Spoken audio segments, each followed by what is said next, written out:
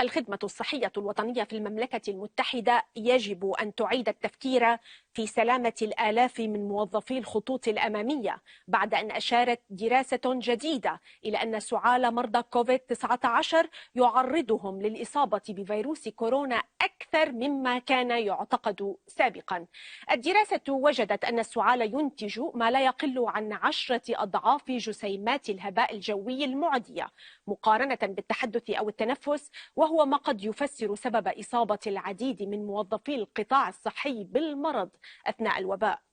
يعد العاملون في مجال الصحة أكثر عرضة للإصابة بفيروس كورونا ب4 أضعاف من عامة السكان، وتبلغ معدلات الإصابة بين أولئك الموجودين في أجنحة المستشفيات نحو الضعف مقارنة بعاملي وحدة العناية المركزة الICU الذين لديهم إمكانية الحصول على معدات الوقاية الشخصية الأكثر حماية. وتدعو الجهات المعنية إلى ضرورة حصول العاملين في مجال الرعاية الصحية على أقنعة التنفس FFP3 الأكثر أمانا، فضلا عن تحسين تهوية المستشفيات.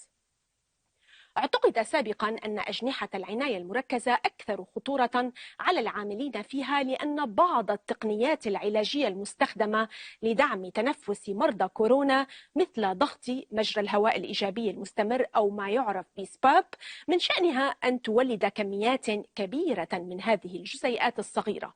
لكن أحدث الأبحاث التي قادها الدكتور جيمس دود الاستشاري في طب الجهاز التنفسي في جامعة بريستول تشير إلى عكس ذلك، وتظهر أن ضغط المجرى الهوائي الإيجابي المستمر أو سباب يقلل الهباء الجوي مقارنة بالتنفس الطبيعي والتحدث، وأن السعال هو مولد قوي للهباء الجوي، والخطر أكبر بكثير مما هو متوقع.